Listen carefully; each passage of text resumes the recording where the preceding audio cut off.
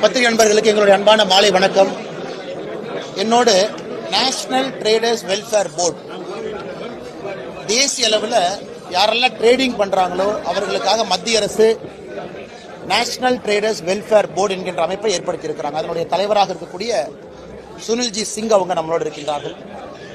இது நேரடியாக ministry of commerce DPIIT அவங்களுக்கு கீழே இருக்கக்கூடிய ஒரு அதிகாரப்பூர்வமான அமைப்பு. ஒரு திங்கட்கிழமையும் கூட மத்தியானம் 3 to 4 மணிக்கு இந்தியாவில் இருக்கக்கூடிய ட்ரேடர்ஸ் எல்லோருமே இணையதளத்தில் இணைந்து வீடியோ கான்ஃபரன்சிங்கில் மத்திய அரசுக்கு தங்களுடைய பிரச்சனைகளை எடுத்து சொல்றாங்க. அதே போல அதனுடைய தலைவர் அவர்கள், மெம்பர் அவர்கள் எல்லாம் இந்தியா முழுவதும் போய் நம்முடைய வியாபாரி சங்கத்தினரை சந்தித்து அவங்களுடைய பிரச்சனையை கேட்டறிகிறாங்க. இன்னைக்கு சென்னைக்கு வந்திருக்கிறாங்க அதனுடைய தலைவராக இருக்கக்கூடிய சுனில்ஜி சிங் அவர்கள்.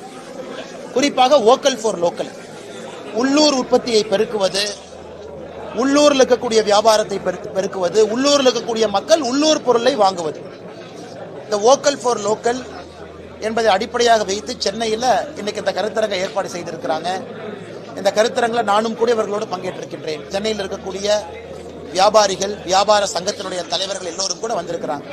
எப்படி நேஷனல் ட்ரேடர்ஸ் வெல்ஃபேர் போர்டுக்கு தலைவராக இருக்கிறாங்களோ அதே போல தமிழ்நாடுக்கு ஸ்டேட் ட்ரேடர்ஸ் வெல்ஃபேர் போர்டு இருக்கு. அதனுடைய தலைவராக நம்முடைய முதலமைச்சர் ஐயா ஸ்டாலின் அவங்க இருக்கிறாங்க. இந்த போர்டுக்கு அந்த அளவுக்கு முக்கியத்துவமும் மரியாதையும் இருக்கு. அதனால் இன்னைக்கு நாங்கள் பேசியிருக்கக்கூடிய கருத்துக்கள் எல்லாமே ஆபரேஷன் சிந்தூர் பார்க்குறோம், எல்லா விஷயங்களும் பார்க்குறோம். உள்ளூர் பொருளுக்கு முக்கியத்துவம் கொடுக்கணும், உள்ளூர் வணிகத்துக்கு முக்கியத்துவம் கொடுக்கணும், சிறிய பொருளோ பெரிய பொருளோ லோக்கல் சந்தையில் வாங்கணும், உள்ளூர் வியாபாரிகளுக்கு முக்கியத்துவம் கொடுத்து அவங்களுடைய வருமானத்தை பெருக்கணும். அதன் மூலமாக நாடு வலிமடையும் என்பதுதான் அதனுடைய நோக்கம். அதனால் வந்திருக்கக்கூடிய எல்லோருக்கும் நன்றி தெரிவித்திருக்கிறேன். பத்திரிகை நண்பர்கள் மூலமாக இந்த சங்கத்தையும் கூட நேஷனல் ட்ரேடர்ஸ் வெல்ஃபேர் போர்டு யாராவது தமிழகத்தில் இணையாமல் இருந்தால் தயவு செஞ்சு இணையுங்க. மத்திய அரசோடு நேரடி தொடர்பில் இருங்க. திங்கட்கிழமை 3 to 4 மணி வரை நேரடியாக மத்திய அரசோடு வீடியோ கான்ஃபரன்ஸ் மூலமாக நீங்கள் பேசுவதற்கு ஒரு வாய்ப்பு. உங்கள் பிரச்சனையும் மத்திய அரசுக்கு எடுத்து சொல்லுங்க.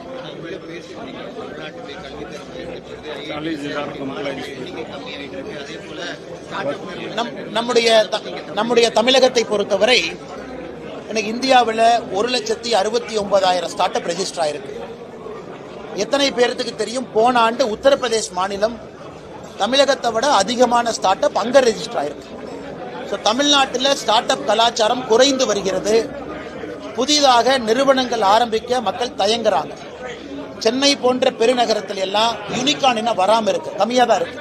ஒரு பெங்களூர், பூனே, நொய்டா இதெல்லாம் பார்க்கும் பொழுது $1 billion வேல்யூவேஷன் இருக்கக்கூடிய புதிய நிறுவனங்கள் தமிழகத்தில் ரொம்ப குறைவா இருக்கு. அதே போல நம்முடைய கல்வித்தரம், நாம நிறைய NCERT, CBSE அவர்கள் நடத்தக்கூடிய கல்வித்திறன் ஆய்வுல தொடர்ந்து பேசிக் கொண்டிருக்கின்றோம். தமிழகத்தினுடைய எஜுகேஷனல் அவுட்புட் குறைஞ்சிக்கிட்டு வருது. 5ஆம் கிளாஸ், 8ஆம் கிளாஸ், 10ஆம் கிளாஸ் அந்த குழந்தைகளுக்கு எவ்வளவு தெரியுதுன்னு நம்ம டெஸ்ட் பண்ணும் பொழுது குறைவாக தெரிகிறது. இதையெல்லாம் மாநில அரசு கவனம் கொடுக்கணும். இன்னைக்கு நம்முடைய பிரதமர் அவர்கள் 26, 27ஆம் தேதி தூத்துக்குடி விமான நிலையத்தையும் திறந்து வைக்கிறாங்க. அரியலூர்ல கங்கை கொண்ட சோழபுரத்துக்கு வர்றாங்க, தூத்துக்குடி விமான நிலையத்தையும் திறந்து வைக்கிறாங்க. அது தமிழகத்தினுடைய 6வது விமான நிலையம், இரவு வசதியோடு இருக்கு. ஆனா உத்தரப்பிரதேசத்துல இன்னைக்கு 11 விமான நிலையம் இருக்கு. இந்தியாவில் இருக்கக்கூடிய மற்ற மாநிலங்களுடைய வளர்ச்சி வேகமா இருக்கு. ஹரியானாவுடைய பெர் கேபிட்டா GST தமிழகத்தினுடைய பெர் கேபிட்டா GST விட ஹரியானா முன்னாடி இருக்கு. அதனால் தமிழகத்தை பொறுத்தவரை வளர்ச்சி பாதையில வரணும். தமிழகத்தை பொறுத்தவரை நிறைய இளைஞர்களை தொழில்துறைக்கு கொண்டு வரணும், ஸ்டார்ட் அப்பை என்கரேஜ் பண்ணணும், உள்ளூர் வணிகத்துக்கு முக்கியத்துவம் கொடுக்கணும். பல இடத்துல சொன்ன இன்னைக்கு தமிழ்நாட்டினுடைய மக்கள் தொகை குறைய ஆரம்பித்திருக்கிறது. டோட்டல் ஃபர்டிலிட்டி ரேட் TFR என்று சொல்லுவோம். ஒரு பெண்ணுக்கு 2.1 குழந்தைகள் பிறந்தாதான் இறப்பும் பிறப்பும் சமமா இருக்கும். இன்னைக்கு தமிழ்நாடு 1.7. இந்தியாவில் 3 மாநிலங்களுடைய மக்கள் தொகை குறைய ஆரம்பித்திருக்கிறது. அது தமிழ்நாடும் ஒன்று. இதே மாதிரி இன்னும் 10-15 ஆண்டுகள் நம்ம போச்சுன்னா மக்கள் தொகை ஒரு பக்கம் குறைய ஆரம்பிக்குது. வட இந்தியாவிலிருந்து தமிழகத்தில் பணிபுரியக்கூடியவங்க திரும்ப வட இந்தியாவுக்கு போயிடுவாங்க. உத்தரப்பிரதேசம் வளர்ச்சி அடையும் பொழுது, ஒரிசா வளர்ச்சி அடையும் பொழுது திரும்ப போயிடுவாங்க. அப்ப உள்ளூர்ல வேலை பார்ப்பதற்கு ஆட்கள் இருக்காது. இது போன்ற பிரச்சனை அவங்க முன்னாடி நான் வச்சேன். National traders welfare board chairman முன்னாடி நான் சொன்னேன், தமிழகத்தில் இது போன்ற பிரச்சனைகள் இருக்கு, இதையும் நீங்க அட்ரஸ் பண்ணுங்க, இங்க இருக்கக்கூடியதையும் நீங்க அட்ரஸ் பண்ணுங்க, தமிழ்நாட்டினுடைய வளர்ச்சிக்கும் நீங்கள் உறுதுணையாக இருக்க வேண்டும் என்கின்ற வேண்டுகோளையும் வைத்தேன். ஏன்னா தமிழ்நாட்டில் ஸ்டேட் ட்ரேடர்ஸ் வெல்ஃபேர் போர்டுடைய தலைவராக இருக்கக்கூடிய முதலமைச்சர் ஐயா ஸ்டாலின் அவர்கள் அக்கறையோடு இதுல பங்கேற்கணும். அவங்க மத்திய அரசை பயன்படுத்தணும். இவங்க national traders welfare board chairman, தமிழகத்தினுடைய முதலமைச்சர் இங்க சேர்மனா இருக்கிறாங்க. அவர்களும் முறைப்படி தமிழகம் இன்னும் முன்னாடி போறதுக்கு முயற்சி இருக்கிறாங்க. இன்னைக்கு நம்பர்ஸ் பாத்தீங்கன்னா தமிழ்நாடு பின்னோக்கி செல்ல ஆரம்பித்திருக்கிறது. இதை யாரும் மறுக்க மாட்டார்கள். அந்த கருத்தையும் முன்னாடி வச்சிருக்கோம். அதிமுக கூட்டணியை சீரழிக்க தான் பாஜக அதிமுக இன்னைக்கு திமுக அன்வர்ராஜா. ஆனா அன்வர்ராஜா அவர்கள் திமுகவுக்கு போயிட்டாங்க. திமுகவுக்கு போன பிறகு திமுகவினுடைய மொழியை பேசினா தான் திமுக அவருக்கு மரியாதை. அதனால் திராவிட முன்னேற்ற கழகம் செல்வதற்கு முன்பு அன்வர்ராஜா அவர்கள் அந்த கருத்தை வச்சாங்க, இல்லைன்னு நான் சொல்லல. ஒரு ஹிந்து தமிழ் திசையில 2 வாரங்களுக்கு முன்பு இதே போன்ற ஒரு கருத்தை அன்வர்ராஜா அவங்க வச்சாங்க. ஆனா அன்வர்ராஜா அவர்களுடைய தனிப்பட்ட உள்ள குமுறலாகத்தான் நாங்கள் அதை பார்க்கின்றோம். இன்னைக்கு திராவிட முன்னேற்ற கழகத்தில் சேர்ந்த பிறகு திமுகவினுடைய பாஷையத்தை அவங்க பேசுறாங்க. புதிதாக எதுவும் இல்லை.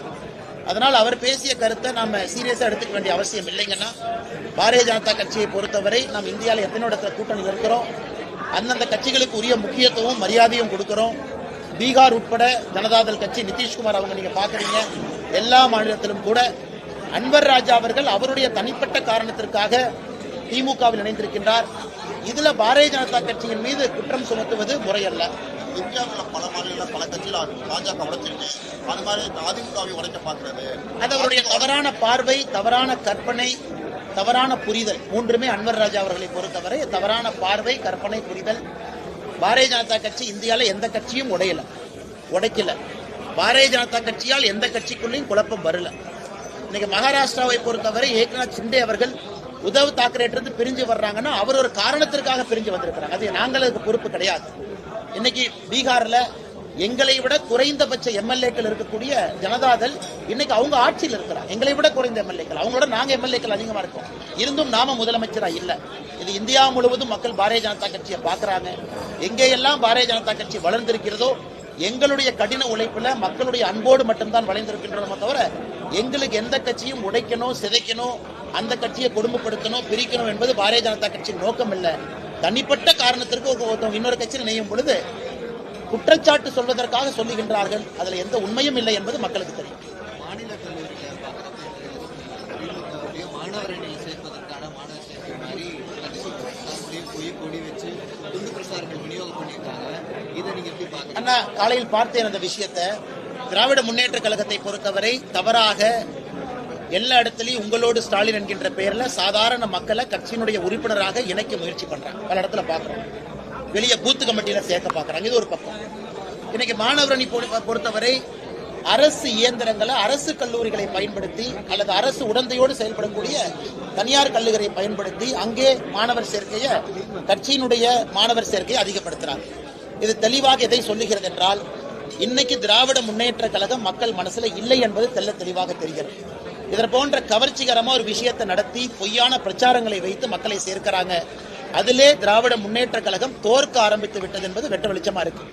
இதை கண்டுகொள்ளக்கூடிய பள்ளி கல்வித்துறை ஒரு பக்கம் சர்க்குலர் போடுறாங்க, என்ஜிஓ கூட அரசு பள்ளிக்குள்ள போகக்கூடாது, என்ஜிஓ போய் பேசக்கூடாதுன்னு ஒரு பக்கம் கடினமான சர்க்குலர். அதனால் நிறைய அரசு பள்ளியில எத்தனையோ என்ஜிஓக்கள் உள்ள போய் பணி செஞ்சவங்க இன்னைக்கு போகாம வெளியே இருக்கிறாங்க. இன்னொரு பக்கம் அதே அரசு பள்ளி கல்வித்துறையாக இருக்கட்டும், உயர்நிலை கல்வித்துறையாக இருக்கட்டும், இது போன்ற விஷயங்களையே அனுமதிக்கிறாங்க. ஆமா, முதலமைச்சர் அவர்கள் வேகமா குணமடைந்து வரணும். இப்பதான் முதலமைச்சர் அவருடைய குடும்பத்துல ஒரு சோகமான நிகழ்வு கூட நடந்தது. ஐயா முத்து அவர்களுடைய மறைவு. இன்னைக்கு முதலமைச்சர் அவர்கள் காலையில பார்க்கும் பொழுது டிவி நல்லா தான் இருந்தாங்க. திடீர்னு அதன் பிறகு அவசரமாக ஹாஸ்பிட்டலுக்கு போயிருக்கிறாங்க. நிறைய செய்திகள் வருது. நிச்சயமாக இது ஒன்றும் பெரிதாக இருக்காது. முதலமைச்சர் அவர்கள் பரிபூரணமாக விரைந்து குணமடைந்து வர வேண்டும் என்று எல்லா வல்ல இறைவனை வேண்டிக் கொள்கின்றோம்.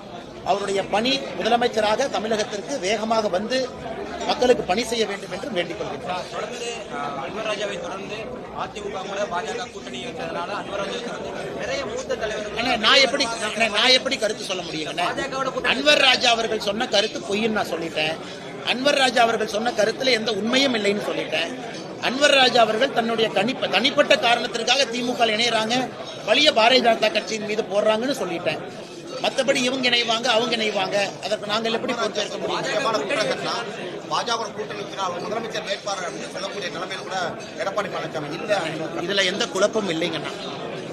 இதை அதிகாரப்பூர்வமாக அமித்ஷா அவர்கள் சென்னையில் இந்த கூட்டணி அறிவிக்கும் பொழுது அதிகாரப்பூர்வமாக தமிழகத்தில் தேசிய ஜனநாயக கூட்டணியுடைய முதலமைச்சர் வேட்பாளர் தற்போது எதிர்க்கட்சி தலைவராக இருக்கக்கூடிய எடப்பாடி பழனிசாமி அவர்கள் என்பதை தெளிவாக சொல்லியிருக்கிறார். அதை பல இடத்துலயும் சொல்லிட்டு வர்றாங்க. இதுல எந்த குழப்பமும் இல்லை. ஒரு பத்திரிகை நடத்தின இன்டர்வியூல அவங்க பேரை சொல்லாம போயிட்டாங்க அப்படின்லாம் கிடையாதுங்க. அது அன்னைக்கும் தெளிவாக அமித்ஷா அவர்கள் சொன்னார்கள், இன்னைக்கும் சொல்றாங்க. இதுல குழப்பமே இல்லை. முதலமைச்சர் வேட்பாளரை பொறுத்தவரை 2026 தேசிய ஜனநாயக கூட்டணியில் குழப்பம் இல்லை. அது எடப்பாடி பழனிசாமி அவர்கள் எதிர்கட்சி தலைவராக இருக்கிறார். அதனால் இதனுடைய அந்த ஸ்பெகுலேஷன் உடனடியாக முடிவுக்கு வரணும். அது அன்வர் ராஜா அவர்கள் சொன்னது பச்சை பொய். அன்னைக்கு அமித்ஷா அவர்கள் அதிகாரப்பூர்வமாக அறிவித்த பிறகு அது எப்படி பாரதிய ஜனதா கட்சி தன்னுடைய முடிவை மாற்றிக்கொள்ளும்? அது எப்படி அமித்ஷாஜி அவர்கள் முடிவை மாற்றிக்குவாங்க? அதனால் இது சுத்த பொய். இதை எங்களுடைய மாநில தலைவர் திரு நயினார் நாகேந்திரன் அவர்கள் பல இடத்துல சொல்லியிருக்கிறாங்க. இருந்தும் நீங்க கேள்வியா கேட்டனால இதற்கு நானும் பதில் சொல்லுகின்றேன். நன்றி.